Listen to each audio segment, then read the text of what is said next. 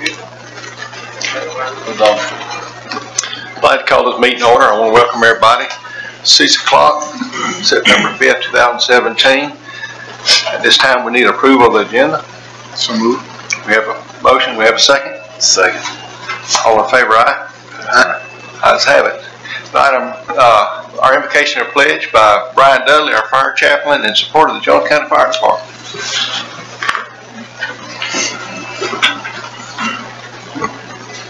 Let us pray.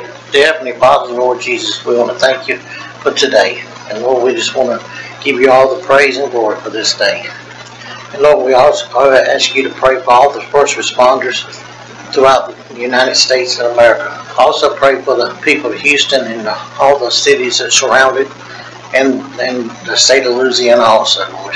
Be with every person that's doing some kind of rescue or some kind of support for this cause for Hurricane that has come through there. Also, Lord, let us pray for Irma that's coming through right now for the residents of Florida, and also might be for the state of Georgia, Lord, that you just keep everybody safe, all harms.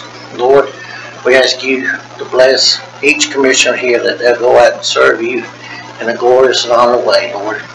We ask you to be with all the public responders here, Jones County Fire Department, Jones County Sheriff's Department, Gray Fire Department, Gray Police Department, and also the EMS, and also all the public workers that are out there. Thank you for this day, Lord. We give you all the glory and praise. In Jesus' name I pray. Amen. Amen. I pledge allegiance to the flag of the United States of America and to the republic for which it stands, one nation, under God, indivisible, with liberty and justice for all. Mr. Dudley, thank you again very much. Tonight we have 3 items on our planning and zoning. Mr. Kowski is going to start. If there's anybody here on any one of these items that are in opposition or opposed to these, we'll give you an opportunity after the application's been read and the applicant's had an opportunity to speak. So everybody will have an opportunity to speak on each one of these. Mr. Kowski.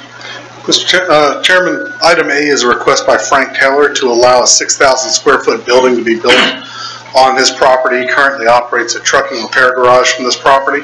That was approved by a conditional use approximately 10 years ago. He was granted approval and built specifically what he was approved for. So to increase the size of the building or to build another building on this property would require another conditional use. The Planning Commission has recommended approval of this request. Okay. Anybody got any questions for Mr. Kowski? If not, Taylor, would you like to come up and say anything, or you go? You're welcome to come up and say anything if you want to speak. Well, I'm happy with it if everybody is listening. All right. Is anybody here tonight in opposition or opposed to this zoning? If none, I need a motion. Motion to approve. I have a motion to approve. We have a second. Second.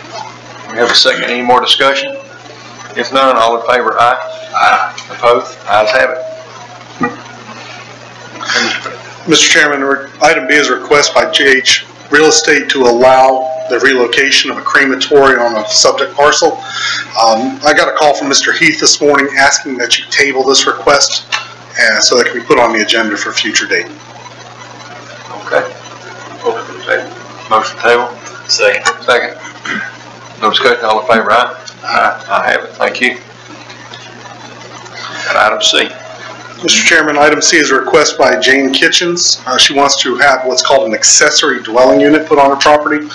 An accessory dwelling unit is a provision in the regulations to allow a structure up to half the size of the parent home to be used for someone who needs someone to look after them. They provide medical information from a doctor stating that this is needed, and the Planning Commission has recommended approval of this request. Is there any questions from Mr. Patowski on this?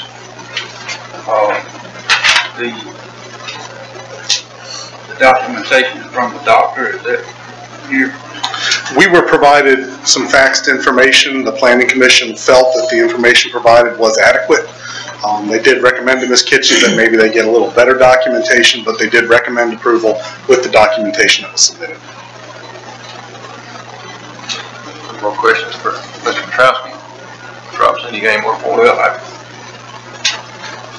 I'm a little concerned that, I'm not concerned about the need, that's not it, but if we don't,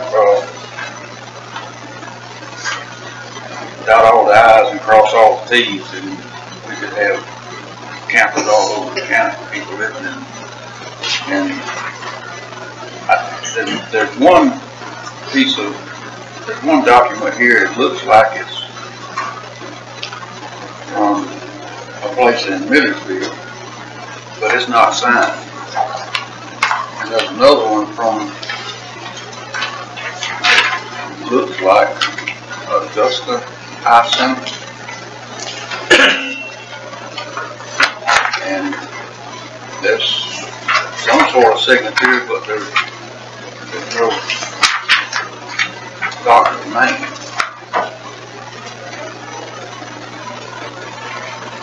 My concern is not whether the need is there. My concern is going forward. Have they provided the extra documentation? Not extra, but what's required? No, sir. No additional documentation was provided to me. Commissioner Robinson. Good deal.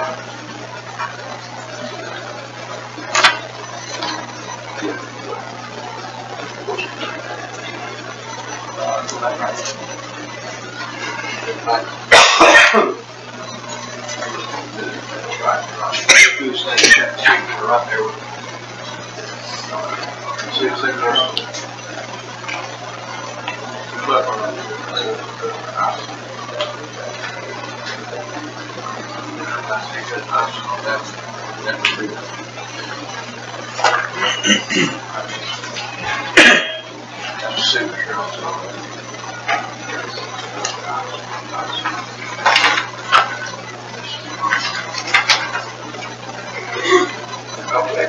I misunderstood the documents, I'm sorry.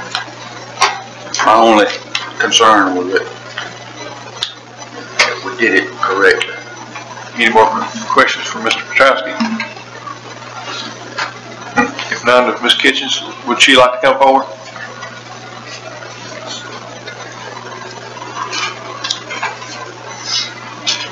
She can't hear well. That's fine. For Sarah. Yeah, she's just, wanted to make sure we're able to do this and get it approved and because, we tried to get additional information from the doctor after the last hearing and found out that they closed their office on August the 5th and he moved his practice back to Atlanta.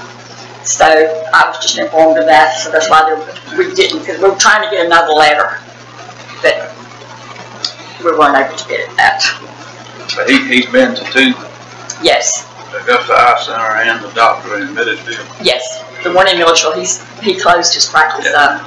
Okay. And my other sister, she had just left from the dentist office with her daughter, and so she didn't get here, but she had spoke to them again today, and she, y'all had put me in a bad position because today's the day I needed this, and they were still trying to round him up and get him to sign, and they had got, but it was faxed in on his letterhead and everything. Okay, understand. Any more questions for Ms. Kitchen? Thank you very much. Thank you. Is anybody here tonight in opposition or opposed to this zoning like to come forward? You come forward, ma'am. Could you give us your name and address for the record? I'm sorry I'm late. No problem. Probably already covered this. I'm Jan Andrews, and I'm just curious where the property is located. Chambers Road. Yeah. Chambers Road. Chambers Road. Chambers Road, okay. All right, thank you. Thank you. Anybody else here like to come forward in opposition or opposed to the zoning? If none, at this time I need a motion. Motion to approve. Have a motion approved. I have a second. Second. Some more discussion. All in favor, aye? Aye. Opposed? Ayes have it. Thank you very much. All right, we'll go forward to the consent agenda and for approval of the minutes. We have number one is call meeting, August 11th, 2017, 3 p.m. We had a budget work session meeting, August 11th, 2017, 3 p.m. Third is third Tuesday, August 15th, 2017. Executive session, August 15th, 2017 to 7:10. We had a public hearing on August 23rd, 2017 at 10 a.m. in the morning. Additional public hearing the same day on the 23rd on 2017 at 6 p.m. Public hearing August 30th, 2017, 6 p.m. and then a call meeting hearing August 30th, 2017, 6 p.m. followed by public hearing. We had a lot going on. There's your microphone, Chairman. It's What's it doing? making the dogs holler. What's it doing? Uh-oh, what's it doing? Whistling? It's that or something. It could be battling my head. Friction. All right, we need a motion for the consent agenda approval minutes. All right, we have a motion and a second. Second. No discussion, all in favor, aye? Aye. Ayes have it. Moving on to new business. Number 1, beer and wine license for Bukumar, Balt, well, what do we say, PB Hotel, Gray Bait and Tackle, 2676 Gray Highway, Macon, Georgia, 31211. We don't have anybody signed up.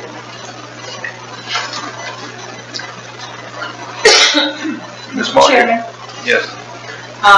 we have the business license request, beer and wine license request from Ms. Patel, who is not a resident of Johnson County, but has provided the resident agent for the business. And this is reopening the location on Gray Highway. Previously had a license there. It has not been opened. It's been a while, but it's right there. Used to be Jiffy Jim's. Got a little bit of everything right there on Gray Highway. So everything, I mean, everything looked like it was, I guess. I don't think it's opened in several years. They just keep getting different beer licenses. All right. Any questions? If none, I need a motion. So moved, Chairman. We have a motion, we have a second. Second. Any more discussion? All in favor, aye? Aye. Opposed? Opposed. 3-1. Number 2 on new business. Repair the Volvo roll-off truck and surplus equipment. Mr. Lowe? Good afternoon, how y'all doing? Yeah, this is the roll-off truck that was wrecked. I tried to get Next Trend to give us a bid, and they said they didn't even want to bid on it. So we went with a guy here in town, and he said he couldn't fool with it. So I got 2 bids from Gilbert Repair Truck Center off of Jeffersonville Road. Their bid was like $24,320.73. Then I got one from Haskins Diesel. His was $13,963.31. That's the only 2 that we got. Let me comment on this. This truck was Advanced Disposal. Was hit this truck.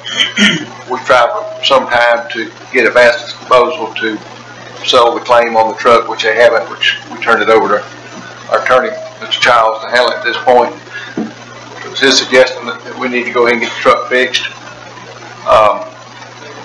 They did send us a settlement proposal, which was, once I looked at it, there's no way that we could accept that, because it cost $20,000 more than what they were wanting to replace it. So Attorney Childs is going forward after the Advanced Disposal for our repair of our truck, plus contractor fees we've got keeping us going while this truck's been down. But it was his suggestion, since we've got $13,000, and that would be the worst scenario by Haskins Diesel. He said if we didn't have to replace the banjo housing were in, it would be cheaper than that, but that would be worst scenario. But he advised us it'd be probably best to go ahead and get this truck back on the road, and then let him go through the proper channels to go after advance for reimbursement of our vehicle and services we've had to endure to keep this truck going. The question, to the fact that it's not in litigation yet, we can discuss it. So, was there any fault determined at the accident? Okay. Yeah. So we feel pretty comfortable with getting reimbursed for this. Yeah. That's your recommendation? Yes. I'll make a motion, we, accept the, quote from Aspen Diesel, 13963 to repair the roll-off truck. We have a motion, we have a second. Second. Any discussion? If none, all in favor, aye? No, ayes have it. You got one more, we added something to you. Added something to me. We did, surplus equipment. That's all right, I can talk. We spoke in the retreat about you had some equipment that you thought that you might want to either convert or liquidate in order to get another roll-off truck, and you hit that specialty truck. That was Peterbilt dump truck. That's correct. Yeah. And we added that onto your surplus equipment. And I know that was a mention in our retreat earlier this year. Possible way to raise some revenue to help offset the cost of that truck. I mean, push comes to shove, later on we might could get rid of one of the other trucks too. Some of the roll-off trucks. I mean, we got 5 of them. It's been taking that to keep 3 going. But right now with a contractor in one truck,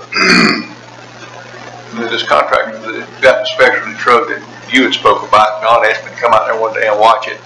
This truck's actually able to take 3 roll-off cans and apply it to one, which is essentially taking 3 loads at a time, where we take 3 trips. Right there would be a major savings. But it also could be done in such a way that all the trucks, he could, it was just I believe if we got one of them trucks, we could just run that truck and one more truck and work the county.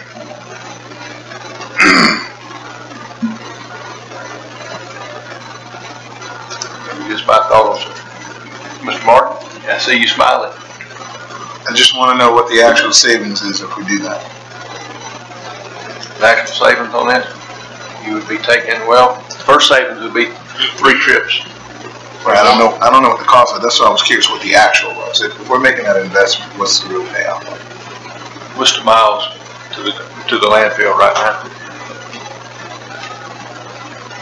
I know one of my trucks, depending on where he's at, hauling, like from Hatta, I mean, you're probably looking at about 60 miles one way, or 50 anyway. And that's five trips a week, or? Right. Gotcha. No, they make 5 trips in one day. 300 miles? Yeah. Yeah, they put anywhere from 200 to about 300 miles a day on them trucks. That would be a day. That would be round trip 60 then. Right. You're talking about round trip 60, not one way 60. Yeah. Round trip 60. It's going to Wilson County, isn't it? Huh? Going to Wilson County the furthest. Well, the landfill's in Twiggs. About 30 miles one way. It'd be a round trip is 60. But if you want to, I'll give you some averages. Look, it's all right. It's $100 a day. I mean, what's up? If you figure what way we used to figure, $4 a mile, if you were doing it loaded, at 30 miles, that'd be a minimum, which would be $120.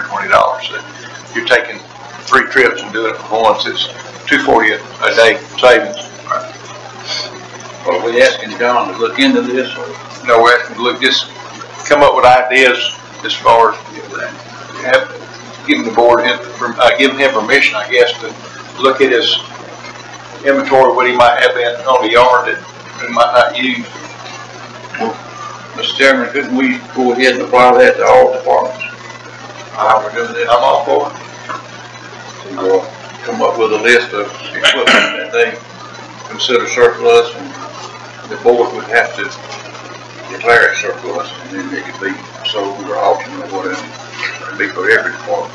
Yeah, can we ask Jason to get with the department heads, because I think Charles did a asset inventory a couple of months ago, and that would be a good one, an up-to-date one that each department head could go through and look at some consolidation factors there. We should be able to pretty soon get some real numbers of how much the contractor's hauling, and then give us some more fine-tuned numbers, because it's basically going to be a return on investment for the capital purchase of the truck and how much we're saving. Traveling back, hauling 3 loads to 1. On the top, it seems like a great idea, so look into it. I agree with Mr. Robinson. All departments, I'm sure, have surplus equipment they can look at the best route as far as to get when the board does decide to go that route. Declare surplus, what's going to be our best route to go as far as selling and getting, best bang for a buck as far as selling this equipment.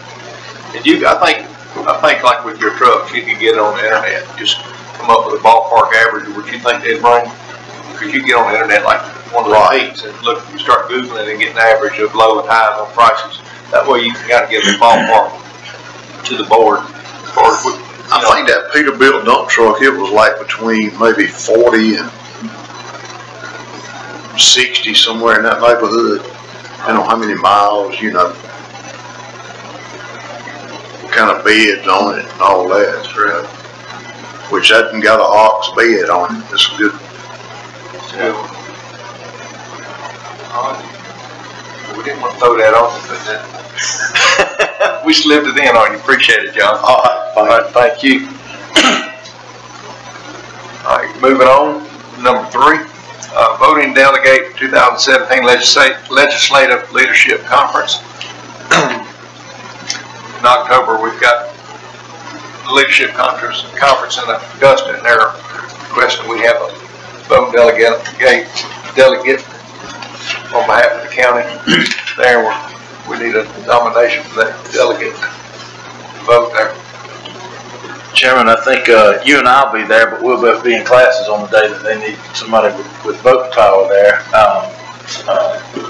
Commissioner Pitts will also be there as for the Economic Development Board, and so I hate he's not here. I hate to nominate somebody for something. Well, I don't hate to, but I don't mind it. But just wanted to make sure that he's okay with it. But pending his okay, I'd nominate Commissioner Pitts to be our legislative delegate. Second.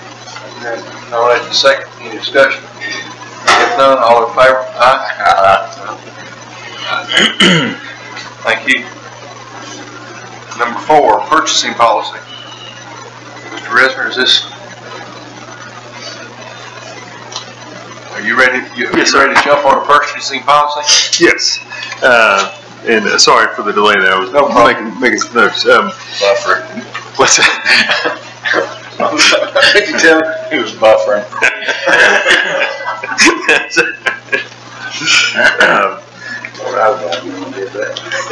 You don't want to do that?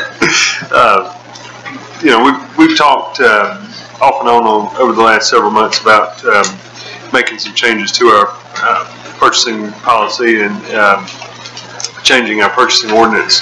And so I've got kind of a draft that I think we kind of looked over a little bit, even going back to the retreat, and just a few things to kind of throw out there to you. With an eye towards bringing you something back, maybe at the next meeting for you to consider adopting. But just a few things that I might ask for some guidance on, and one of those, I guess, would be the threshold for the formal bid process. Right now, we've got $10,000 is our threshold to go out to bid. Do we want to keep that? Do we want to change that to something else? That's one thing. Local preference. Do you want to insert some sort of local preference provision in the ordinance where vendors that have their place of business in this county or surrounding counties get some type of preference. Basically, an opportunity to match the low bid. And then one other thing that we might want to insert something about is purchasing cards that Commissioner Kitchens and I were talking a little bit earlier. That may be something you can address separately. But those are a few things just kind of going through that I came up with that y'all might want to discuss and just any thoughts y'all have on those things or on the purchasing ordinance generally. I think I'll start off with, all right, I think matching the low bid would be, to me, I wouldn't want to be somebody's bid and somebody have an opportunity to match my bid. I mean, I would say we need to put a percentage local preference and leave it to that, because if we start letting them match the low bid, all they got to do is just sit back. Oh, yeah. Way go. So I know if I was a contractor coming in here and I'd have spent weeks doing a bid, all somebody to do sit there, well, if they can do it for that, I can too. I think we just put a percentage on local preference. Right. Is my thought. Start from 11, Kitchen, you want to? I agree. Ideas on that? I agree with the local preference. I mean, local preference means you're acknowledging the people that have brick and mortar in the county that are paying taxes here, and they benefit us by being in this county, and we appreciate that. So I'd like to see local preference. I guess the decision is how much and how far is our boundaries. Is it the county line, or are we is that, unfortunately, with a small county, you're limited with the number of different trades that you have in one county. We may not have 3 or 4 plumbing companies that can do work, in the county. So we don't want to restrict competition. So, do we do just the county line, or do we do a 25-mile radius from the county line, or do we do a radius from center and 3%, 5%? This is just decisions. Thoughts? No. Mr. Robinson, you ain't on that? Yeah, I'm in favor of local preference, but all the nuances I'm not familiar with how it should be done. That'd be opportunity, Mr. Reznor, reach out, Start another list. start another list. I think I've got this one on the old list. All right, Commissioner Martin. Without question, local preference is a must-have. To me, local is really local, so is Jones County only. I think there are enough trades outside of the county that they have some economies of scale that we may not have. So I'm okay with 5%. I'd even scale that depending on the size of the project, especially if the workforce is coming from here. And I hate to get super technical, but if the business is here and the employees are here, I'd be willing to go probably 10%, because that money's going to stay in the county. All right, so we just instruct Mr. Reznor, I guess could you have us up by the next meeting to look at? Mm-hmm. Sure. Maybe the DCA probably's got some numbers on what local preferences are being used in other counties, like counties. They do. More discussion on that? Then we'll go forward. Person cards. Person card. Look into that also. Okay. I think the department heads are going to love it if we go that route. I mean, it makes life so much easier to get the materials you need to do the job. It's going to be a little more resource on taxing on our employees that whoever has to run that program. But I mean, we've talked about this all along. If we don't change process, we're not going to change. We're not going to change the way we do business. So I'm a huge proponent of the purchasing cards. I think they work, and I think I still hold departments accountable for their expenditures, and we set the limits on them. They're responsible for their card, so I think it's a good program. Maybe we can ask Jason, to look at the other counties and see what they do and bring us a proposal back. And then we can figure out who's gonna manage it. That's right, we got to have an agent or agents. Think about that also. Have an agent or agent. And, cause we need something. I mean, I'm not accusing, I still see invoices sliding in here that's right under the radar. Make it right on the radar, and I think we need to go forward and do it properly.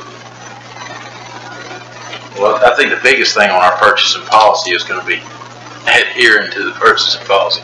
Get it voted into place, and then make sure that it's adhered to. I mean, you don't purchase anything without a purchase order. You don't purchase anything without an authorized purchase. And you might need to put some teeth in it. What happens if you do? Anything else? All right, we'll move forward. Number 5, take-home vehicles. Ms. Kitchens, you want to give us your insight on this, because you've dealt with this before? I'm trying to throw you on the bus. No, this is an age-old issue with a lot of counties of take-home vehicles. Is it need versus some kind of perk or part of your salary, or is it duty-based? And it's just, as being as conservative as you can with the budget, I think we need to look at all those factors. Do we need these vehicles being driven home? And if there's justification for it, then we approve, the vehicles that need to be taken home. And we just need some structure on what vehicles and what reason. And there's a lot of IRS tax codes on definitions of service vehicles and take-home vehicles that we can look at.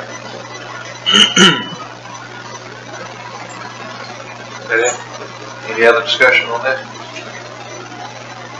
I think we do need a policy,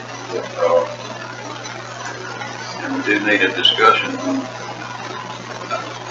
A lot of people were told that would be, part of their hire. We would have to take them vehicle. And I think to take a vehicle away from someone in that situation would be the wrong thing to do. Sure. However, if there is a position that has a take-home vehicle that we want to stop that, then we should do it going forward. I mean, if that was part of the hiring process. And if that person has a take-home vehicle, I don't think we should take it. But in the future, if there's attrition, we should have a policy that going forward, that doesn't happen. Anything else? Mr. Martin, any discussion on this or thoughts? I know we looked into this a couple of years back. There's some challenges with the tax code and how that applies to the employees. There's some concerns that, our salary and our wages were significantly lower, and that was sort of a perk of the role. It's one of those tough scenarios. I think there is some warranted rights of use of vehicle, and then I also know that there's a certain level of abuse that happens, and that's part of the challenge. The question is, do we need to do what's right by the tax code or do what's right by the employee? And if it doesn't put us in opposition,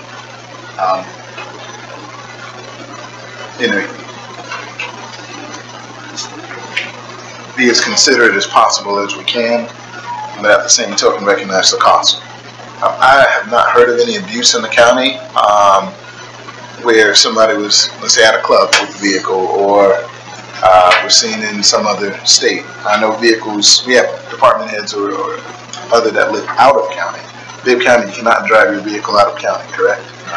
In this county, you can. So, but I don't know that, again, with accidents and things not being reported, I have not seen that level of abuse. But I don't hear everything, so I don't know. I'd be curious to know what the actual mileage and use is on those vehicles. but some of our county employees have had these vehicles so long that they've used the life in that vehicle anyway. So I'm inclined to agree with Commissioner Robinson that I probably wouldn't take it away, but as part of the new process, if you take home one, we follow the law, and this is how it works.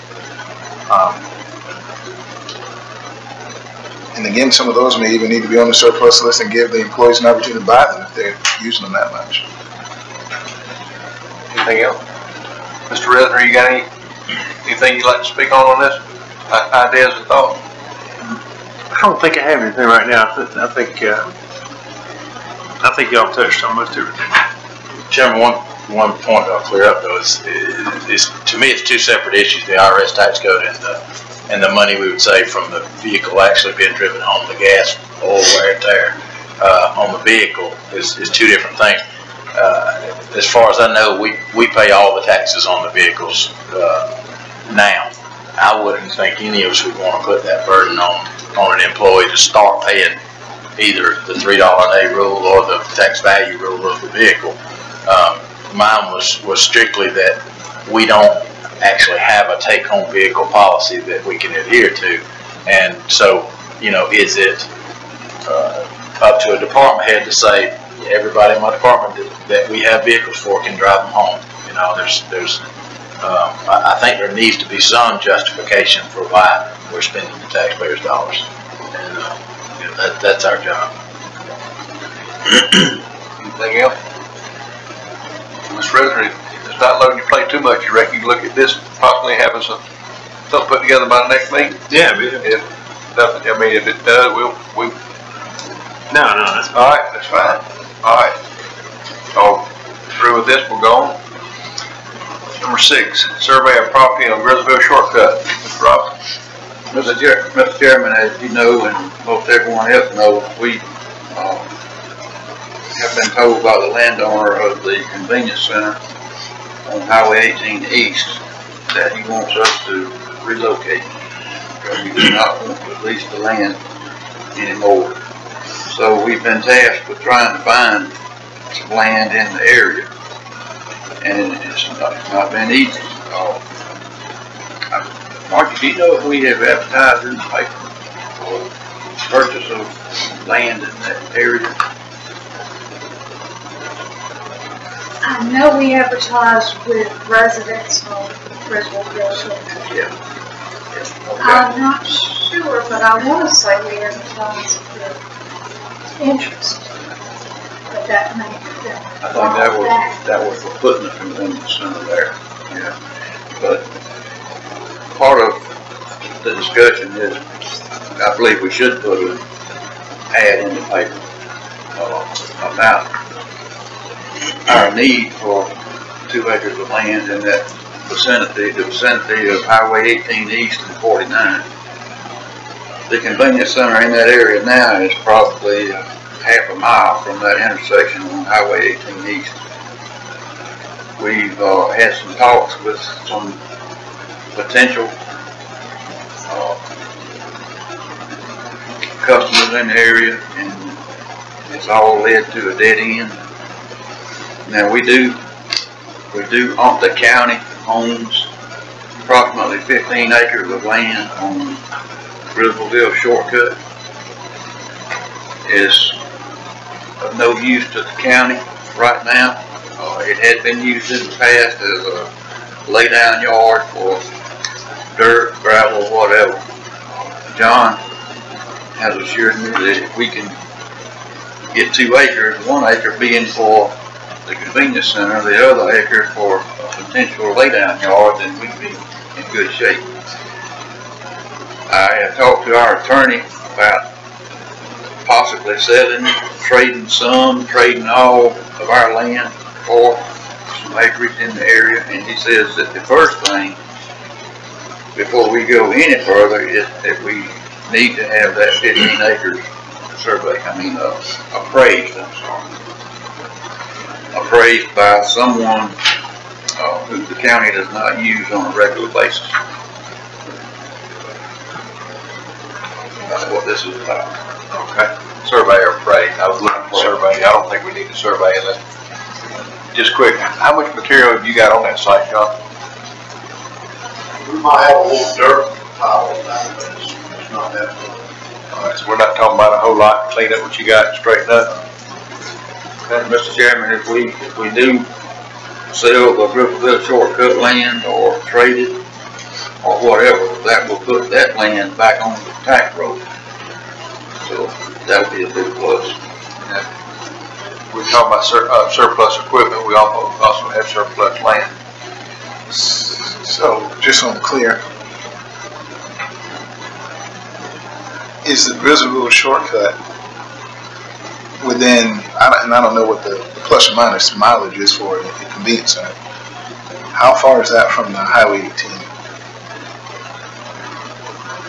Because if I'm 6 miles. if I'm a citizen and I'm accustomed to going to this location, am I going out of the way to go to this location? And does this new location kind of put it in proximity to another one that is already in use? And to be clear, we're not talking about putting a convenience center on Griffinville shortcut.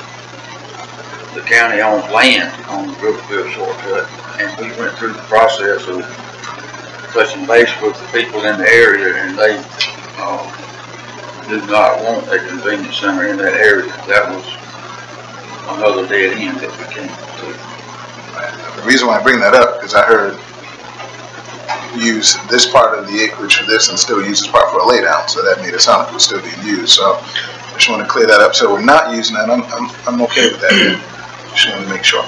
There was, I just asked John, last time I was by there, it looked like it had a little material there, dirt or whatever, just curiosity what he had left there. But it'd give opportunity, like I said, to get this back on the tax digest, generate income to possibly purchase another place, which we're going to have to.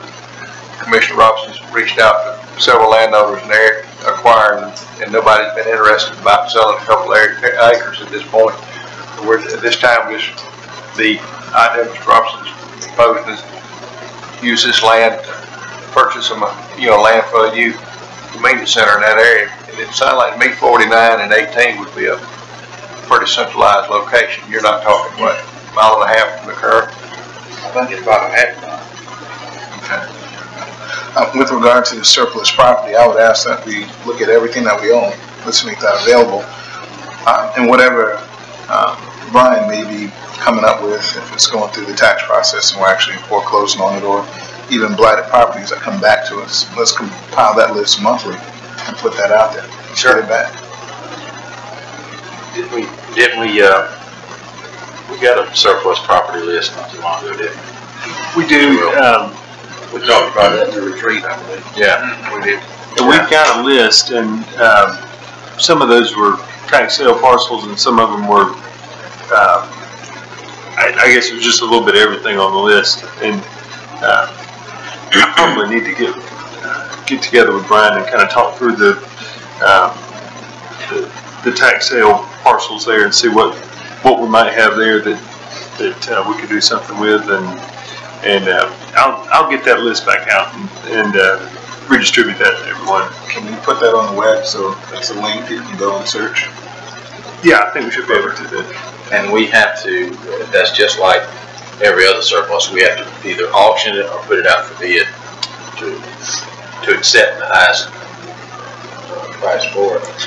Yeah, probably might not be a bad idea to have to talk with probably the probate judge, maybe Superior Court judge on, because I'm sure we'll have a lot of them that'll have some kind of liens or some kind of property issue, title issues with them, so we're going to need clear title to be able to get rid of that. Yeah, and I think it's over $500 of value. You gotta do sealed bids, but I could be wrong on that. I think that's right. But you can do an absolute auction if you get 35 parcels with clear titles. Do a one-day auction. We find a lot of people would buy an unbuildable piece of property that's 200 foot by 300 foot next to their property to add on. Yeah. You couldn't sell it to build on it, but the adjoining property owners would love to have it. Yeah. All in all, it puts it back on the tax digest. Going forward, do we want to instruct Jason to see what our options are, area appraiser? Well, I'll make a motion if you'd like to. Okay. Mr. Chairman, I'd like to make a two-part motion. One is for advertisement to be put into Jones County News about our interest in 2 acres in that vicinity.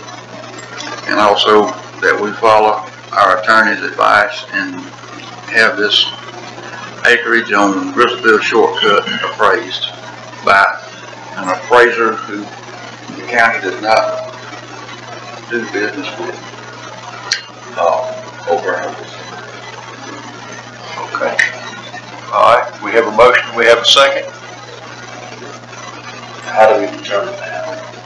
I'm just curious, I'm thinking about that one too. How do we, Like the banks just do a rotate. what if we took a pool, I mean, just a thought. Take a pool of the area appraisers and randomly pull, and that's what they do on That'd be fine. financing and all that. That'd be fine. The attorney just didn't, he wanted to be Sure. Transparent and everything, Sure. so that we're not going to the same person every time. I don't even know that we do that, but. Right. All right, based on Chairman's suggestion, I'd second the motion. We have a motion and a second. Any discussion? Mr. Martin? I'm good. Any more discussion? All in favor? Aye. Opposed? Ayes have it. Thank you very much. Going to old business, approval of third-party operating agreement for transit services with the Middle Georgia Community Action Agency. Mr. Resner, I think you met with these people Yes, sir. last week. Mr. Chairman, Margie and I met with them on Friday, I believe it was, and kind of talked through the differences between the prior year contract price and what was before you a couple weeks ago. One of the things they indicated to us was that they had an error in computing the amount. They came back and reduced it. I think the amount in the previous version was about 171,000. Margie, correct me if I get off track here, but and then they came back and said that the revised amount, I believe, would be 153,000. There's a possibility that they'll have to bring in some fill-in drivers for when the normal drivers are on vacation and that type of thing. But our budgeted amount is 161. They said that the amount for those fill-in drivers would not exceed the gap between the 153 and the 161. So I think we feel comfortable now that this contract is within our budgeted amount, and I don't know if Margie has anything she wants to add. I think you summed it up. Second recommendation would be to approve the agreement. Any question for Mr. Resnick? And the difference in the 153 and 161 that's not used would come back to us. That's right. Any other questions? None, I need a motion. Make a motion we approve the contract for third-party operating agreement for 161,000. 153, but not to exceed 161. Right. We have a motion, we have a second.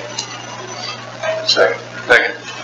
Any more discussion? If none, all in favor, aye? Aye. Opposed? Ayes have it. Moving on, department head. Mr. Graham? I know that everybody probably knows that Irma's out in Sherman in the Caribbean, and it actually is one of the very biggest hurricanes we've ever had on record. And I think we all know where it's headed. It's headed to the Bahamas, up through the Cut, and into Florida is what it looks like. Actually briefed Jason earlier protocol for the next 5 days, where we stand at. If it gets kind of squirrely in a few days, which way it's going to go, I looked at 3 or 4 models, and of course there is one model that says it's going to come straight towards us. So if the landfall is a Cat 5 at 185 miles an hour is where it is now. with that in mind, by the time it reaches middle Georgia, it will still be a 1 or a 2. So with that said, John, you're going to get a workout. We're all going to get a workout. But if they know that it's going to come our way, I'll be inviting everyone to a webinar that will be given by the state. And I usually do this whether it's snow or rain or flooding or high winds or whatever. But I'm involved in the state process now. But if it warrants that we really need to be heads up with, and we know that it's coming this way, I'll let you guys know it. And I know you're going to set in on it. You know what the plan is going to be. We'll open up the book for the plan. And right now we are ready. We've never seen a Cat 1 or a Cat 2 that's come through here. But with winds, and it's still, pressure is going up, and it's still getting back. The winds are getting more stronger, so I'm actually concerned about this one. And that's the reason why I've got Jason on board for the next 5 days. Even when you go home, you get it for the weekend. But we're tropical force winds can reach Jacksonville Sunday night without, even if it does bear off, it's probably going to hit that area. So right now they're putting everybody on alert in South Georgia. We're not in that little queue yet, but I look in the next 48 hours we'll be ready. We'll be prepared. We do have a plan, so and everybody will be involved. I know that Sam is a CEM. He's got a good plan too in his head, but there's nothing that we can't handle. So, one other thing, I'll be under the knife tomorrow, and I'll be off my feet until Friday. So, Friday I'll be back on my feet, and I won't miss any webinars while I'm at home. So, that's it. We're ready. Thank you, Mr. Grant. Thank you. Falcon? Eagle Board Commissioners. I guess go along with that, we started some preliminary steps actually yesterday, and adjusted the set points on the tank levels to increase the levels in the tank. So I keep a little cushion. In case we ever had communication problems, if what we run, we had enough time to correct the problem and keep water going on the ground. So I've got that little cushion now, filling up the tanks. We talked about the generators, equipment to check, fuel, and so forth. Right now, we're just preparing with the modules in place. Thank you very much. Mr. Jackson, I see you smiling back there. We're all good. All right. It's coming up. Anybody else? None? You want to go forward, Commissioner's comment? Mr. Robinson, you want to start off tonight? I don't have anything, thank you. Commissioner Martin? Mr. Chair, got a few phone calls from some parents on 49. Understand that the park got closed. The gym on Matty Wells got closed to move the worker over to football. I'm not sure where that decision came from, but would like them to do some better coverage so we're not shutting down a park or a play area for kids for another group. I think we've had enough time to kind of find somebody, and if we can't, let's expedite that. Also got some calls from some residents over in the Grizzlewood area, around Largo as well. Tiffany, you and I probably need to take a ride. We've got I took a bunch of pictures. We've got a trailer that's right beside a fence that got pulled in, and they're not sure if there's zoning there, and I'll talk to you about that. You got a number of abandoned houses, trailers that are there. You got grass that looks like trees in some of those areas, and we even have some stuff that the county has to go over there and cut. So, and I'll share that with you too. some live trash in some areas, and then we have some vehicles that are just sitting out there. So, great opportunity to use some blight dollars, but more importantly, to do what's right by our citizens. We do have a few owners that take very good pride in their homes. They want to make sure that their values are maintained and their neighborhoods are safe. So, and aging of invoices. As we went through that purchasing process, after we voted on it, came to me. Movida, going through the audit process, I think last week, they had some invoices brought in, and I actually was sitting in the administrator's office. The invoices were over a year old. So certain departments are not only not following the process, but they're bringing in invoices that are over a year old. And I know Movida brought that to someone's attention. I'm not exactly sure who. But we need to really make sure that they follow that process, and if they're not going to bring in invoices timely so that we can make sure that we're, in compliance, then, you might have to eat that one. Because I think our finance department works really hard, and if they're in the middle of an audit or budget cycle, the last thing they want to do is go back a whole year to find invoices. And I happened to be there when this person brought it in, and they were about that much, about half an inch thick of invoices. So, just want to bring that up as we look at the policy. So, thank you. Thank you. Commissioner Kitchen? Just hopefully everybody is taking note of what Don was saying. This is, no matter which way it goes, we're going to have some effect of Irma, big time. So, I would recommend everybody get an emergency preparedness kit ready. Water, batteries, the basic needs, dry goods. Get it, put it in a kit and have it ready, because it's not if we'll need it, it's when we'll need it. So, next meeting, maybe we can have an update on roads, LMIGs, the paving and reworking, seeing some work going on, and a lot of people are happy about it. Yeah, they got the ground, the creek side, the shallow pool, Kent, and all four. That's, are they going all the way to the end of Graham? Was that the part where, I thought that we shortened it from the Walnut Creek, from the creek end. We're showing it from Graham. The Graham Woods. So we could encourage them. Yeah, I know that. So I thought we were back in the bid on it. But that always breeds, people say, well, my road needs this and my road needs that. The patching's not as much as it should be. So we get an update on that. We'll be farther along next time. There was been some discussion about the maintenance, bypass, inside, outside, all that kind of stuff. The grass has not been cut since that bypass was I know that because the barrels are still there for construction.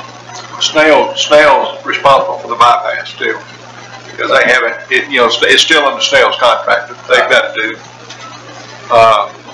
grass maintenance and all. I do know that. Well, it's tree maintenance now. It was a few months ago, but I mean it looks terrible for a new bypass. Right. I know we need to reach out to them and say, is it still deemed a construction project?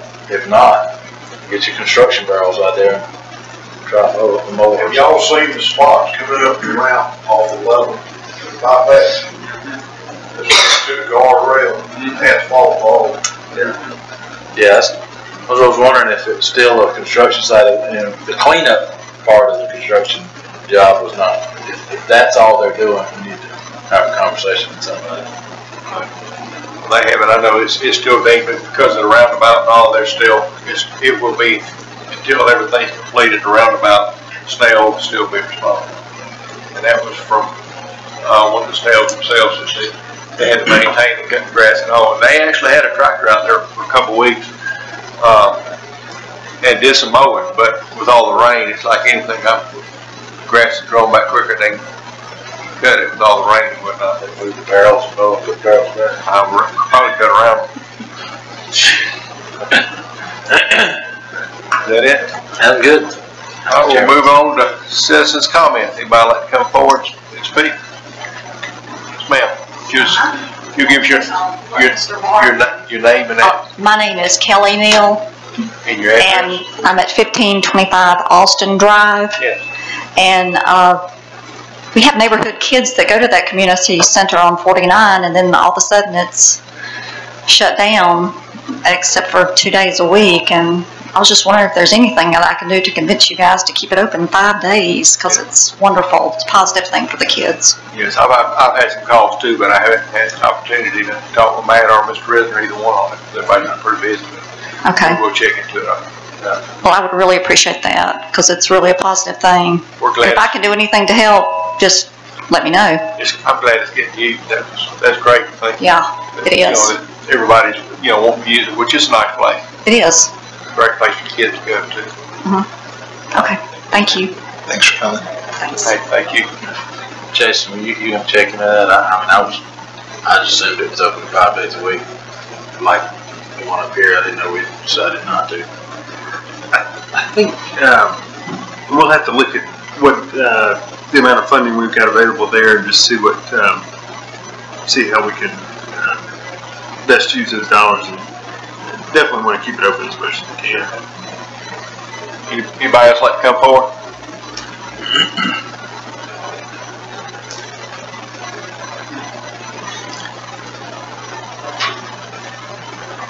Tom Payne, 242 Hitching Road. How y'all doing? Good, you? Some things came to mind tonight on the vehicle use. In the last couple of years, there's been input that our county vehicles have been down in Macon, Georgia with family on weekends. Also, that's hearsay on that end right there. Reported from law enforcement was vehicle use in Jasper County at unusual hours. It's just something y'all might want to keep in mind. This is things just came up in the last couple of years, and I certainly didn't pay much attention to those. We talked about surplus equipment. I was wondering if y'all had ever gotten around, have time to get up a complete list of all county equipment, everything you've got. And there's really not looking for an answer on that, but something that needs to be done.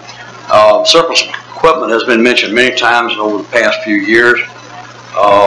I'm wondering how much surplus equipment we have that we can either get rid of or bring money in. What brought to mind also the large boring machine for the water department. Was it ever sold? It's not sold. That would It's be still the water department looking at there. money on the ground. Okay. Are the call meetings videotaped? Were they published? That call meetings were on the budget. And it was that they were video, but they were recorded. They are recorded on this. They're recorded, but they don't go out on video. Yeah, right. Okay, I would think they would be the same as a committee meeting myself. I look for them. All right, that answers that. All right, for a couple of years, I guess I've been harping on it. About the microphones? We have 6 microphones, what, 9 people? We just added some, believe it or not. 1, 2. Everybody has their own microphone now. Oh, yeah, we got added. 7. Well, okay, some people don't quite pull them around enough, or don't lean into them, or speak softly. But that's just my problem. They said mine was too close. I know. Some people say I don't need a microphone. Yeah, so, well, the microphone, the person that doesn't need a microphone is not here. So, in any case, I think that's pretty much it. But I would be looking at surplus equipment. And by the way, we do have a department head driving, what is it, 10,000, 20,000 miles a year? What is it? What's 500 a week? I had it a while ago. Gosh, I'm getting old and bad. And, that we're spending a good bit of money on department head's vehicle to drive back and forth. So, y'all work on the car issue, because, gas might return to $2.10 in a couple of months, and then again, next year it might be $3.50 a gallon. And, thank y'all. Hey, Mr. Payne, thank you. Y'all keep up the good work. Thank you. Anybody else? Dudley, would you like to come forward? Everybody probably knew about the Indian Circle fire that we had. I can't remember the date, but Chief Brown and Sergeant Humphreys made a good save on the fire. So I just want to acknowledge Chief Brown right there. Sorry, Sergeant Humphreys. Thank you. Thank you. Anybody else? If none, I need somebody to replace Mr. Pitts tonight on our adjournment motion. Motion to adjourn, Chairman. Second. Motion, second.